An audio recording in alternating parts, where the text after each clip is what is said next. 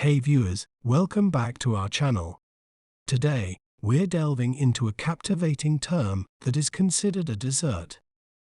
A rich and indulgent treat, especially if made with high-quality dark chocolate. Well, how do we say its name correctly?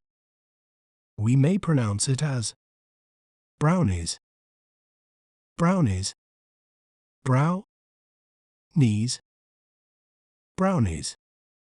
Brownies are often enjoyed as a decadent dessert or snack, and they are popular at gatherings like bake sales, birthday parties, and casual get-togethers.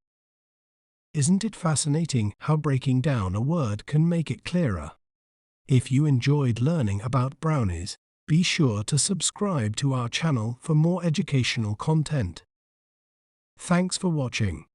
Remember, knowledge is power. See you next time.